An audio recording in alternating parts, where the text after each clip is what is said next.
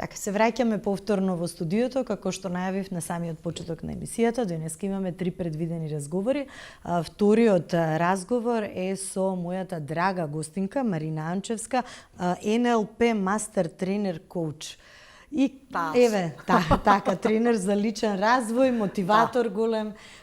И така, Марина, добре дојде. Благодарност што одвои време. Тешко е човек да те најде, бидејќи си постојано активна, постојано во движење. Добро ве најдов, секогаш убаво да се биде во вакво друштво, така да баш се радувам на нашиот разговор. Ти благодарам уште еднаш.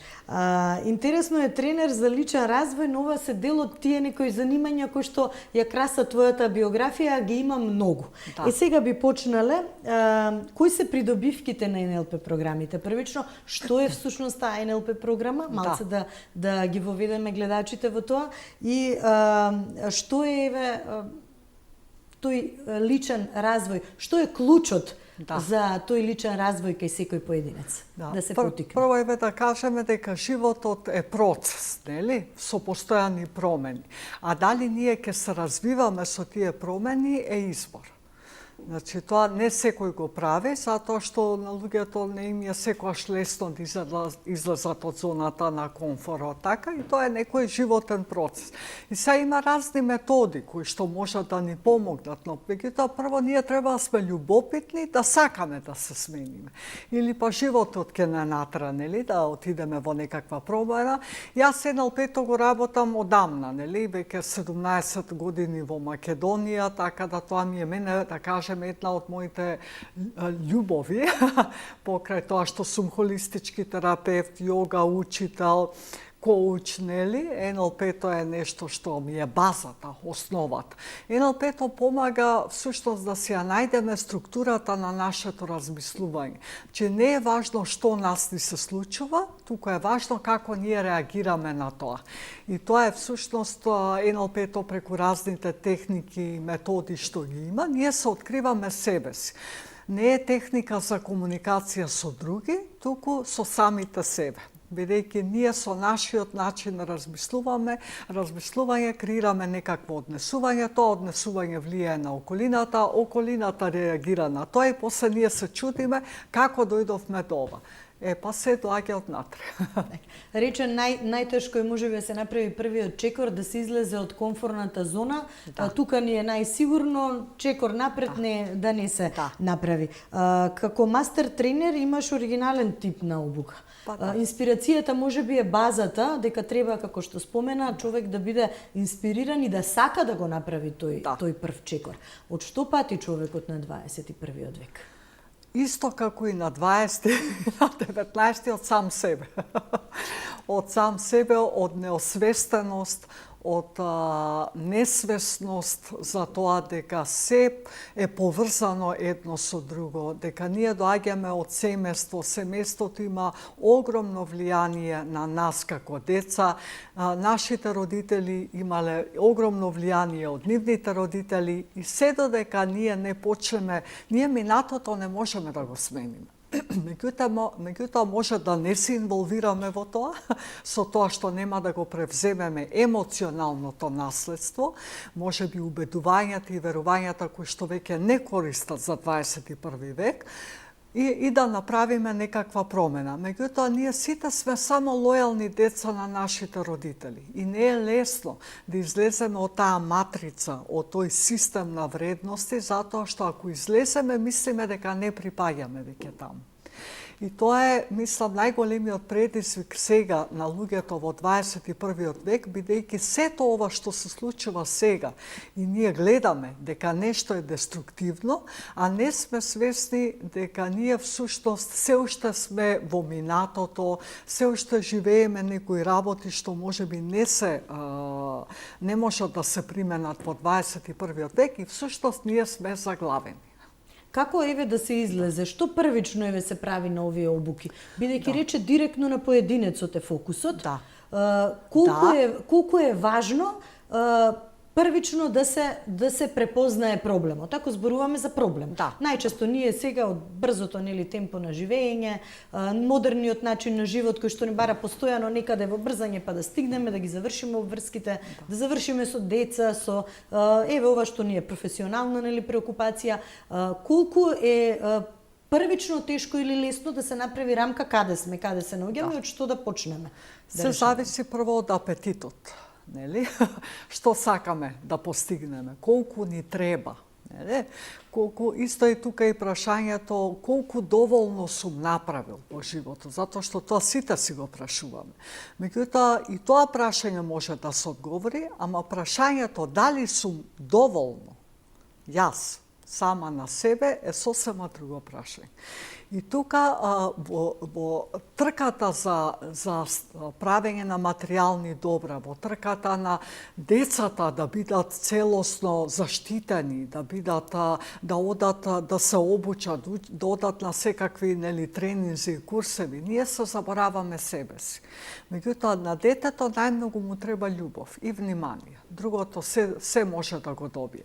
Значи јас ќе кажам дека ние сме насекаде растрчани, а животот некако ни поминува и не можеме да се најдеме себе си. Значи промените постојано се случуваат, значи вака да направиме, меѓутоа се тргнува од тоа каква е базата во семејството. Нема семејство без трауми, без релацијски проблеми, без конфликти, апсолутно. Меѓутоа, колку е свесноста на тоа што јас со моето однесување предизвикувам кај другите членови во семејството е предизвик. Нели? Да превземеш одговорност за нешто, да кажеш дека е до тебе, а не да оставаме децата да ги решаваат проблемите на родителите или тагата да ја носат на родителот или лутината. Значи, важно е тоа освестувањето и луѓето доаѓаат со секакви предизвици. Се повеќе и повеќе можам да кажам дека луѓето се осмелуваат на личен развој, доаѓаат на коучинг, доаѓаат на разговор, што значи дека потребата е толку голема што нема веќе каде да се бега. А знаете што најмногу реагира нашето тело?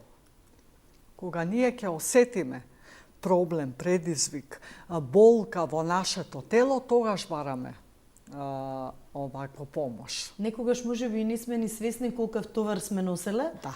Така, додека не поразговараме со никој, да ја споделиме, дали е среќа, дали е тага и слично. Марина, ме интересира, дали ова можеби, или, ајде првично, која доаѓаат прво, кога се запознавате. Да. Што прво една личност доаѓа и што прво бара? Што е очекувањето нивно? Секој сака некаква промена, значи незадоволство од сегашната состојба. Така, затоа тоа е реакција дека не се доволно слушнати, не доволно разговараат. Може би проблем на работа, промена на работно место, незадоволство од партнерскиот однос, некојаш доаѓаат заради децата, бидејќи децата не се според нивните очекувања такви како што сакаат родител да биде или има некакво однесување, или е лично некакво чувство на незадоволство. Нели? Се може да биде. Меѓутоа, сите тие состојби, што и да се случува, тоа се само симптоми на нешто друго што се случува во позадина. И затоа во коучингот јас велам, прашањето не е никогаш прашањето. Кој да дојде со некаква состојба, со некакво прашање, знаеме дека има друго прашање во позадина, кое што го покренува незадоволството или несигурноста или што и да е. Значи, нема да кажеме нешто, онака да се каже, за ова доаѓаат луѓето. За се може да дојдат. Значи, за секакво прашање има луѓе, например, кои што имале навистина некакво травматично искуство, па доаѓа со болка да си помогне себе си, да надмине нешто. Значи, се може да биде и се е добре дојдено.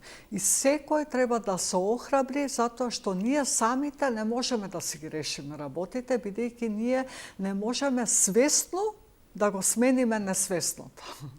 Тоа може само, нели, и колата има слепа точка, нели, кај што не можеш да видиш слеп агол, што го вика. Така и ние имаме слеп агол. Јас се уште си одам на коучинг. Значи, јас си посетувам тренинзи не само да учам како да работам со другите луѓе, туку и моите искуства. Затоа што и јас, ако сум мастер тренер, ако работам системски коучинг, и јас сум ранлива.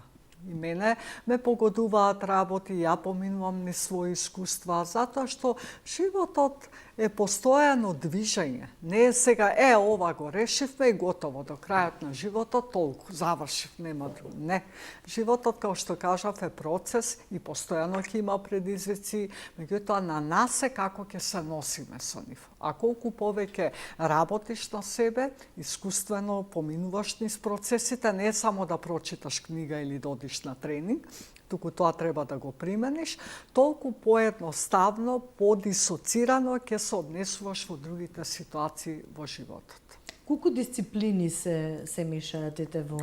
Кај мене многу. Меѓутоа, базата ми е, да кажеме, системскиот пристап. Значи, не можеш да работиш на индивидуата само ако не го видиш целиот систем. Затоа што индивидуата е таква како што е, благодарение на релациите кои што се во системот. Збориме, систем може да биде семејството, работниот, тимскиот систем, систем на пријатели, значи се работи на релации. Ние постоиме поради релациите. И са какви се релациите, како ние се поврзуваме со другите луѓе, од тоа зависи се. И кога ќе дојде индивидуа, ако збориме за еден човек, нели, јас обавезно прашувам, правиме мапирање на системот, од каде доаѓа, да видиме што све се случувало во системот, затоа што ние сите имаме улога во тој систем. Меѓутоа, таа улога е несвесна улога. Можеби сум ја балансер во мојот систем, поради случувањата што се случувале во семејството, односот на моите родители еден спрема друг. И кога ќе видите, ако имате двете деца се тотално различни. Така? Нема исто дете. Јас и сестра ми, брат ми се тотално различни. Имаме некои сличности. Меѓутоа, прво, ние сме родени во различно време, кога моите родители биле на различно ниво на свесност. Така? Едно е да имаш едно дете, друго е две, друго е три. Дали има абортирано измеѓу, дали има починато. Тоа се све информации што ја менува релацијата на оние кои што се припаѓаат во системот. На работа е потполно исто. И на работа како луѓето си одат од работа, како дали е некој избркан. Тој што ќе дојде на негово место, апсолутно ја живее таа енергија. На начинот на тој што си заминал, како си заминал, релациите во тимовите, во организацијата, значи се состои кај мене на тоа, на откривањето на релацијските поврзаности. Колку она што можеби е симптоматично, особено кога граѓаните се директно засегнати од финансискиот момент, најчесто велат, верувам дека и тебе кога ќе дојат искуствата се тие, дека многу работи ги држат во стеги или ги потиснуваат, особено поради фактот финанси. Да. Тоа е некој ризик фактор, ајде во секоја работа која што ќе бија отпочнале или не бија отпочнале, би се заглавиле во некој процес само поради тоа што не се финансиски нели спремни да направат исчекор. Секако. Меѓутоа, например, ако е прашањето зошто не можам да ослабам, например, така, или не можам да си најдам време за себе, шетањето на ке е бесплатно. Значи, одење на водно е бесплатно. Правење на друг тип на храна зависи од тебе, нели? Како ти ќе инвестираш време во тоа. Времето е исто бесплатно. Тоа има цена на друг начин, меѓутоа ние си го организираме. Така, 24 часа има секој. Некој вика, немам време, немам пари, нема енергија, друг вика, имам време за се. Пари можда немам многу, ама знам да ги изменаџирам. Значи, дали е до времето, до парите и енергијата или до структурата на размислување. Значи, ја секоја вака што гледам, значи, од моје искуство, времето, парите и енергијата не се трошат, доколку паметно ги инвестираш. бидејќи долги години имаш живеено во Холандија, еве би сакала едно, а и многу патуваш, другото, ако имаме време, ќе позборуваме и за тоа. Интересно е, еве, ајде да направиме една споредба. Холандија, Македонија, имаме нели ние наши блиски пријатели кои што еве живеат надвор од нашите граници, но еве и ние што сме тука, проблемите и таму и ваму се исти. Значи го мачат секојдневието и тој што живее во Холандија или во која било друга земја и тој што живее во Македонија. Дали начинот на тоа како да ги препознаја с избори со нив е поразличен или е ист? Тоа е уствари всушност целта на сето тоа. Ти да најдеш кај себе начини да се запрашиш себе си како ја дојдов до овде. Да немам пари, да немам време, да немам енергија. Што јас направив за да ми се случува ова? Затоа што и например ако земеме еве Холандија и Македонија како држави, така каде е Холандија, на кое ниво кај сме ние? Не е до Холандија, туку до одговорноста, дисциплината, овакво целта што има застапено, системската поврзаност за една иста цел, затоа има разлика. Така да ние сме тука, да кажеме, не сме проактивни луѓе, да се разбереме, не сите. Ние сме повеќе реактивни. Кога си реактивен, што значи? Дека чекаш работите да ти се случат. Така? Кога си проактивен, превземаш иницијатива. Тоа се најобични работи, значи многу едноставно. А ако јас знам кај сакам да одам, знам што сакам да постигнам и знам, нели, не знам можеби како, меѓутоа сакам, имам мотивација за тоа, ја ќе најдам начин, многу лесно, ама прво треба да сакам, да знам каде одам и да превземам одговорност дека за да стигнам таму нема никој друг да го однесе моево тело таму освен јас самата. Да ја живеам таа, нели, цел што сакам да ја живеам. Така и на колективно ниво. Значи, никој нас нема да не однесе некаде, ако ние самите не превземеме одговорност да отидеме таму. Така, интересно е, ајде додека сме уште тука на тема споредби, како се живее некаде, како кај нас.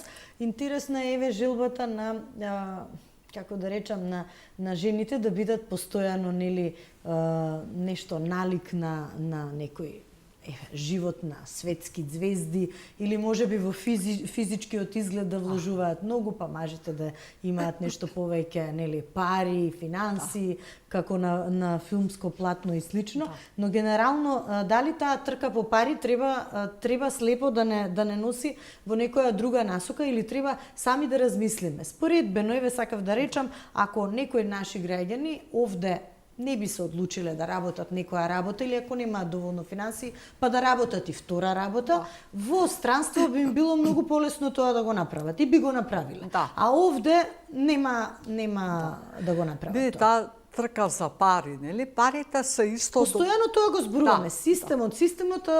Ма системот ние го градиме. Ние го градиме, така.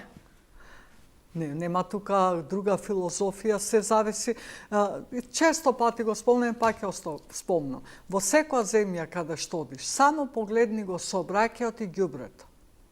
И ќе ти биде јасно на кое ниво на свест се луѓето кои што живеат во таа држава. Ама тоа и од поединецот многу зависи.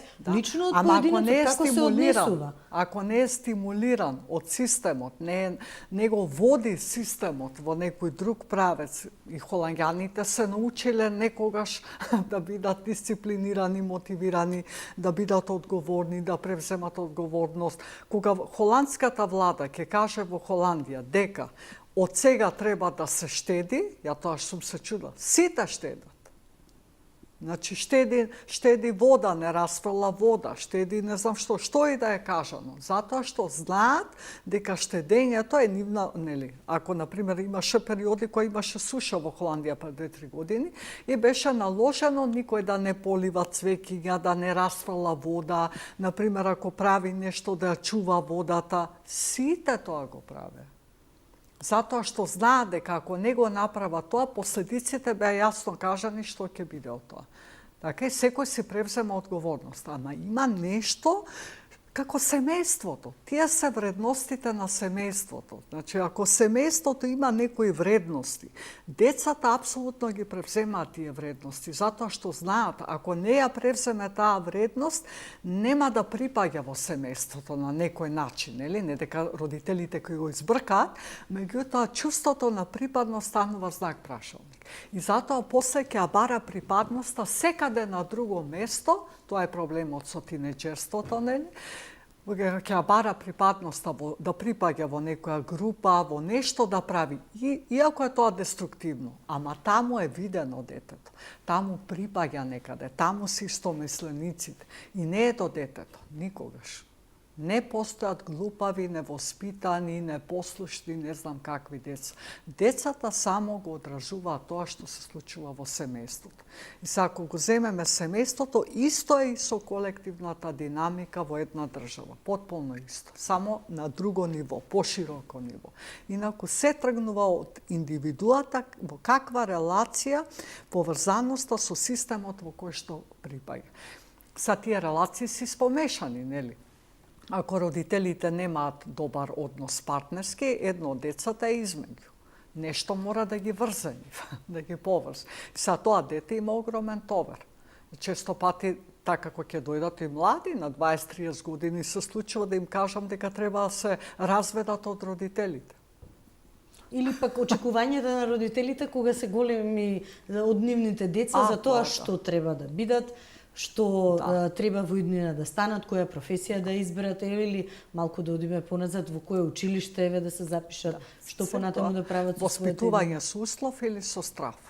Како да се надмине еве конкретно тоа? Работа на себе, значи тоа нема како, или треба тоа системски, нели во образованието. Ја еве 17 години сум акредитирана во неформалното образование. Значи не може да оди едно без друго. И формалното е потребно, во неформалното образование се учат други вештини. Значи животни вештини, што ги нема во формалното, нели доволно застапени, затоа е неформалното образование. И секаде во светот тоа е на иста линија. Значи, одат напоредно. Не може да биде едното без другото, затоа што ние за да тоа знаење што ќе го добиеме во школото, ако не го примениме, што имам јас со тоа знаење? Ако не знам како да го применам. Така и веќе отидам на тренинг, ништо тоа не применувам, филозофирам само нешто, ама на мене не се гледа, например, промената. Така, релациите, односот релациите ми е исто, не сум направила промена, па што ми, тоа е после ќе кажеме потрошев пари на тренинг, немам резултат. Па извини, треба да го примениш тоа што си го научила. Так. Да, тоа се тренинзите, тоа е индивидуалната работа. Значи, мора да има акција и не е коучот тој што тебе ќе ти каже цело време ќе биде до тебе што треба да правиш, туку тој ти дава алатки, те гради, нели, на некој начин, ти помага, те охрабрува, меѓутоа во секојдневието, тоа што си го научил, што си го осетил, почувствувал на коучинг разговор, треба сам да го примениш. Спомена дека се поголем е интересот. Да. Тоа практично дали значи дека полесно луѓето се отвараат да поразговараат? Ете, не мора да се работи само за конкретен проблем. Не, за цели поставување, за проекти правење, за бизнес идеја. Значи, за се може и компаниите исто така, за тимска работа. Значи, апсолутно има се повеќе потреба од тоа. Или да кажеме, луѓето повеќе се опуштија во тој дел, не е веќе табу тема, затоа што многу се зборува за тоа. Значи, сега имаме и подкасти, и се има. Така да сега да кажеш дека нешто не можеш да најдеш, или дека немаш време, или емисија да изгледаш подкаст да слушаш, е стварно срамота. Так, го покренуваш движењето за свесно лидерство, да го речем. Да. Која е филозофијата? Што се крие за тоа? Да, како јас се водам себе си прво.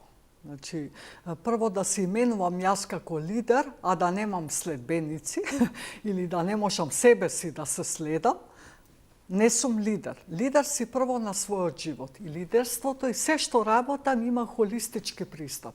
Не е само когнитивната интелигенција, туку важна е енергијата, интелигенцијата на телото, бидејќи телото памти се, интелигенцијата на системот во кој што живеам и енергетската интелигенција. И емоциите, времето, парите, енергија. Значи, тоа е свесното лидерство. Да имам ја широка перцепција на себе прво, на околината во која што работам, луѓето да ги мотивирам да станат лидери, а не јас да бидам вечен лидер, така, и да ги водам луѓето. Не, тоа е свесно лидерство, да ги мотивираш луѓето сами да превземаат одговорност. Меѓутоа, кај нас луѓето малку се плашат од грешки, бидејќи такво ни е родителството кај нас. Не ти и јас, нели? Да, и потоа нормално не превземаме одговорност. Вака е добро, е лидер, прав лидер ги остава луѓето да прават грешки. Родител треба да го остави детето да направи грешки, иначе како ќе научи ако се му е дадено. Така да тоа свесно лидерство е апсолутно поврзано со нас самите и е баш поврзано со коучингот, да кажеме, затоа што коучингот тоа е методологија која што охрабрува луѓе и не се води од решавање на проблеми, туку кон оптимализирање на резултати, кон иднината. Тоа е важно. А меѓутоа најважно е што се случува, што правам ја во сегашноста, како реагирам во сегашноста, нормално со сето тоа што го носам од минатото, меѓутоа иднината е таа кон која што целиме.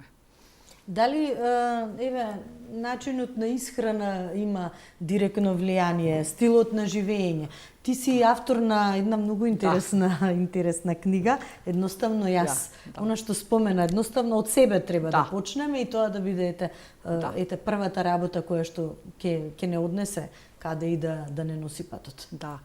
Храната апсолутно, друго е ако изедеш бурек, четвртина со месо и пола литро јогурт, а друго ако изедеш нешто по-лајт. Така, дека се свари бурекот, ја бурек исто обожавам, не дека тоа, меѓутоа мора да се знае кога работите се прават. Тоа е целата работа. Ја може да имам некое мислење, ама дали сега во овој момент треба да го кажам тоа мислење? Или треба да најдам соодветен начин, може да треба да го кажам без емоција, не целосно со емоција. Значи, тие работи на самоосвестување. Затоа се вика работа на себе. Нема крај работата на себе. И тоа е прекрасно. Ако тоа го сватиш како позитивно, нема побаво тоа. Значи, постојано нешто ново. Верувам дека како награда на твојот труд се успешни приказни на луѓе кои што нели биле дел од коучингот, биле дел така направиле нешто повеќе, некој исчекор за својот личен, професионален развој и така многу сигурно. Вака и многу луѓе што ја работат веќе оваа работа исто пренесено искуство. Да, имаат почетоците се од центарот, значи центарот 17 години постои. Значи НЛП-то не беше толку познаено во Македонија, коучингот исто така, системската работа, констелациите, многу работи се случија, потегна и секој од тие што биле учесници си го нашол потоа патот. Некои работат за себе, работат исто држат тренинзи, некои во компанијата во која што работат, истото го работат, значи го користат знаењето, искуството, така да има многу промени. Јас сум за тоа многу горда. И сега дури задолжителен тренинг кајде ќе може би треба да стане. Министерството за образование на сите луѓе што се во наставниот кадар имаат бесплатен НЛП тренинг. Интересно. Да се можеби да се примени треба да направиме исчекор повеќе. Она што го спомена, формалното образование е еден сегмент, меѓутоа тесно поврзано со неформалното, каде да се пронајдат од младите генерации, па понатаму сето тоа доаѓа. Што викаат често и родителите, барем и моите, не е само школото, уличната школа е исто многу важно, така? Така. Што е со патувањата? Низ разговорот малку почнавме. Многу патуваш и тоа е сигурно искуство повеќе кое што и тебе те храни, апсолутно. Но и пренесувањето на искуствата и на останатите луѓе сигурно е големо. Да, патувањата се секогаш дел од мене, секогаш затоа што јас сум била љубопитна и уште сум љубопитна. Мене се нешто така поразлично ново ме интересира и затоа така патувањата биле дел од мене, меѓутоа скоро секогаш патувањата ми се поврзани со некаков тренинг, некакво јога, нешто, значи што јас исто така покрај патувањето и поминувам низ лични процеси на трансформација, така да не ми е само патување. Добро, такви кратки дестинации, да, меѓутоа нешто подалеку обавезно има некаков тренинг во тоа, искуствен тренинг. Кои се проектите на кои што еве сега во моментов ке работиш? Имате многу новитети, имате многу работа, многу луѓе, многу комуникација и дома и надвор. Преубаво, значи толку се радувам, викам некојаш од кај се ми текна ова коучинг конференција, меѓутоа тоа е само по себе. Ја толку сакам, значи НЛП-то на вистина се етаблираше во Македонија. За неформалното образование не морам повеќе да се докажувам, да објаснувам. Коучингот ми е така една гранка која што кај нас сега допрва почнува да се прифаќа, постои со децении, нели? Меѓутоа на професионално ниво, затоа што едно е психолог, друго е психотерапевт, друго е психијатар, коуч е друго. Че тие дисциплини... Така, ова е невролингвистичко програмирање, НЛП-то. Да, невро, како мозокот функционира, како тоа... Тоа поврзување што спомена. Ето така. Додека коучингот е се тоа. Значи, коучингот како методологија, сега јас имам акредитирана програма, единствена на Балканот, за системски коучинг. Затоа што тоа е сосема друга гранка и опфаќа се. Системскиот, нели, поврзаностите, релациите што ги објаснив, и тоа си акредитирана програма која учесници си ја посетуваат за да станат коучеви.